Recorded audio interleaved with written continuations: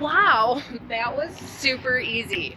Here we are at the County Administration Building at 130 Kansas City Street, because you got to register your vehicles at the county and not at the DMV. So, We'll do that tomorrow. yeah, I think we're gonna go eat Yes, we're definitely going to go eat. and maybe get a beer. Celebratory beer. Celebratory beer for being new South Dakotians.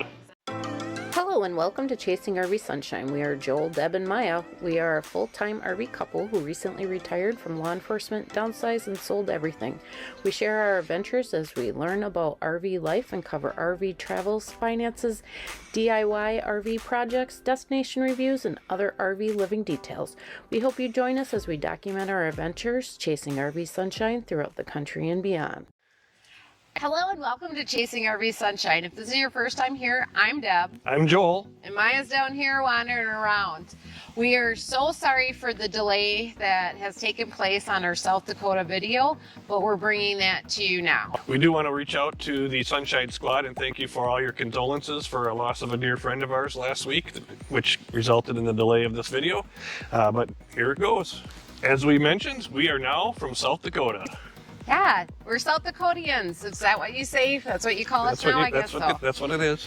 But we had so many of you reach out about questions on South Dakota, so we wanted to make sure that we took the time and answered all of them so that you can understand why we decided as full-time RVers to domicile in South Dakota itself. We also want to let everybody know that this is such a personal decision that you need to do your research on your own. We did our research, as we have always done, so it works best for us for South Dakota, but there's many reasons people choose the other two big states for domiciling for a full-time RV, and that is Texas and Florida. Yeah, Texas and Florida are the other two, and the main component that people look at is that they all three don't have any state income tax when it comes to domiciling there. The other major things to consider are health insurance, registration and insurance on your vehicles. That includes your RV and on your tow vehicle. The other thing to consider is sales tax. We like South Dakota because it only has a 4% sales tax.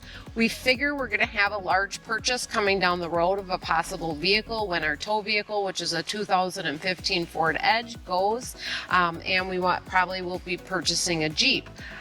When we do that, we will only have to pay 4% sales tax. While living in Wisconsin, it was 5.5, and when looking at the other states, they were higher, around 8% for both Florida and Texas. So that played into our mindset when choosing our domicile. One of the main questions we always get is, what do you do about your mail when you're traveling around the country all the time? And this is one of the first things that you need to do in order to set up your domicile, is to make sure that you actually have an actual address in the state that you want to domicile in. First thing we did was join the Escapees RV Club to help us in this process. We had stayed there in Livingston, Texas at the Escapees Rainbow Park for a month back in November of 2021 when we were first starting out RVing, and that's when we got our mail service set up and our address in South Dakota using their services. We joined the mail service plan that also includes scanning email for us. They got different packages that you'll have to research and get the one that works for us for you.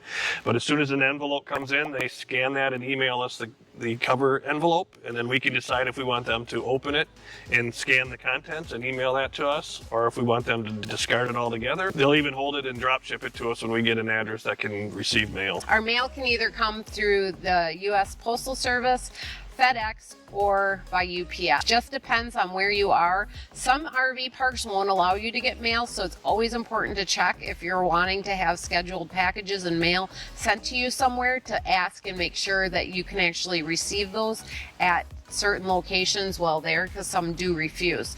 We have not found any place so far that has said no, you can't receive mail if it's something that's needed right away, but it is a thing, and sometimes they will charge extra per package and stuff as well, so you want to check into that. But we have been completely happy with Escapees mail service, and actually the other day I was setting it up so that we could have it delivered to a location in New York while we're traveling through there.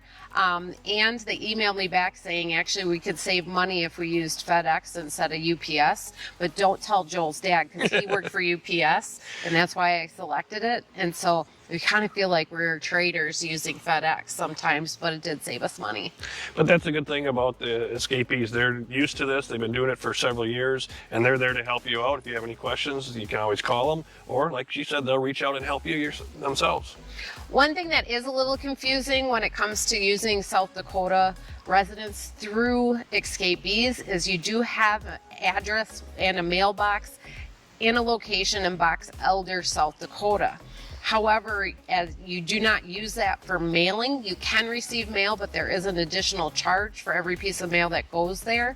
So only certain things you're going to want to have sent there, which is like your titles to your vehicles, stuff like that needs that fixed address.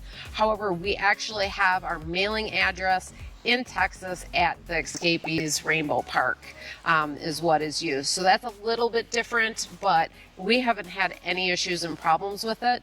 And I said it's been very easy. Most places ask for 2 addresses, the actual address and then the mailing. And so we always use our Texas address for mailing, and our permanent address is in South Dakota.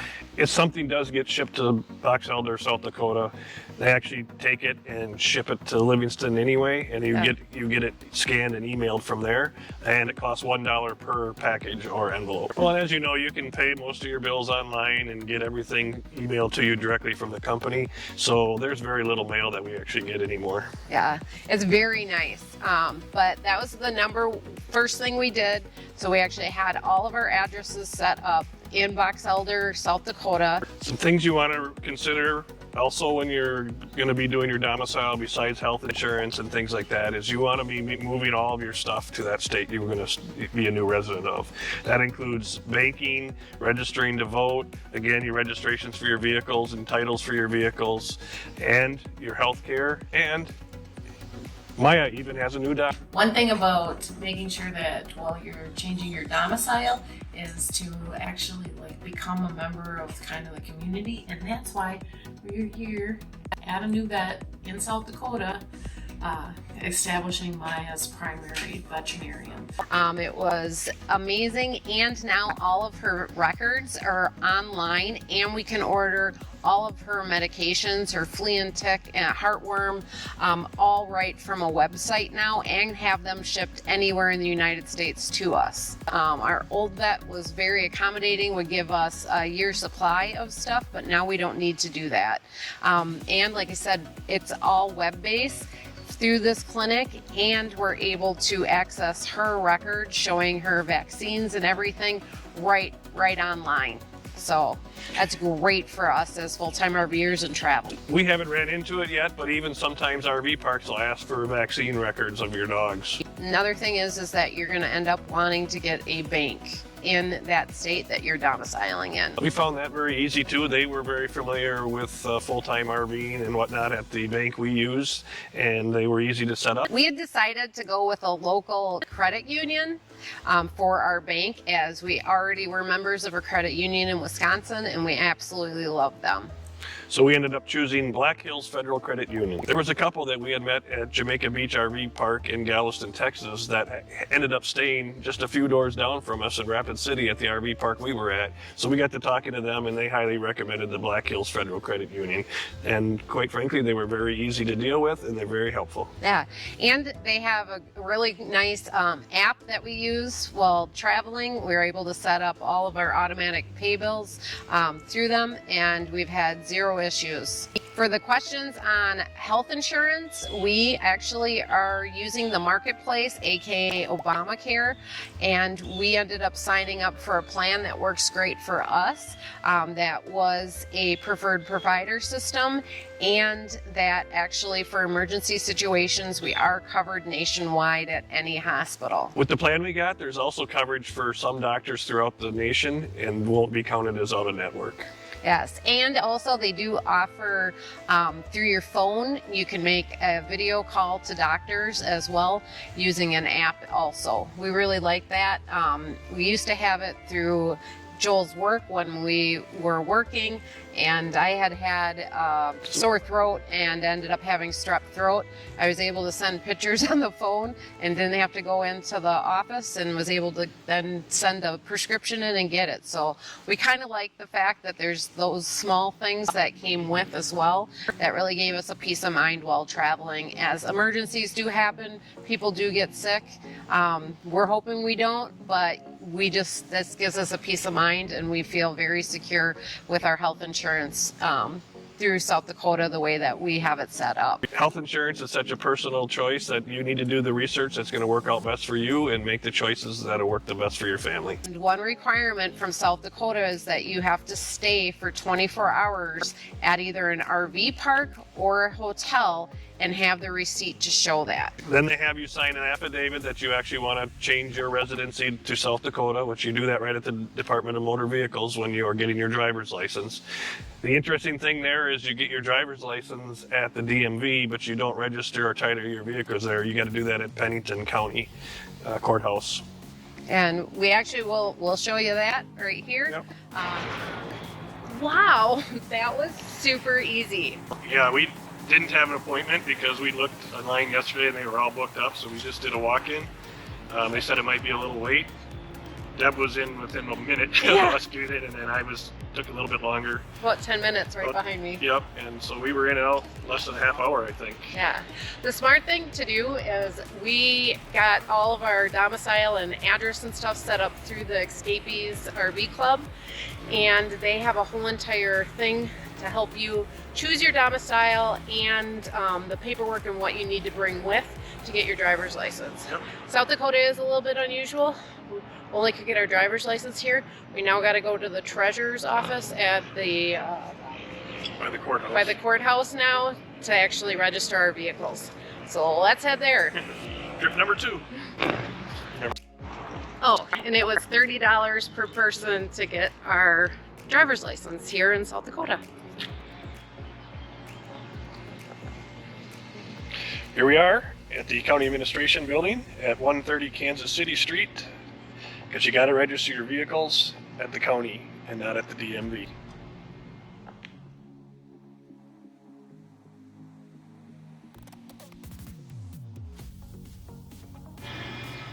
Well, that one really smooth, actually. Yeah, it took a little longer just because there was a lot more people in line here. Yeah. So registration fees were a little bit more expensive than we thought. We paid in total $498 for the RV and our car. We got our license plates, and the titles will be in the mail in the next 6 to 8 weeks. Yep. It was pretty simple. The lady was really helpful. The only issue we ran into was trying to find the dry weight for the RV, but she ended up finding it online and printing it out, and that worked. But very friendly, very nice, and now we got our South Dakota license plates. One step closer. Closer to what? Being done. We're done. There's nothing left to do. We got to get a bank. So, we'll do that tomorrow. Yeah, I think we're gonna go eat. Yes, we're definitely going to go eat. And maybe get a beer. Celebratory beer. Celebratory beer for being new South Dakotians. Is that what you call yourselves? I don't know. You're Dakota? Put a comment in the link below. Yeah, let us know. What are you called when you're from South Dakota? I don't know. We're always cheeseheads from Wisconsin, but now we're Not anymore. South Dakotians. Another thing to consider when you're choosing your state for domicile is whether or not you'll need a special license to drive one of these big rigs.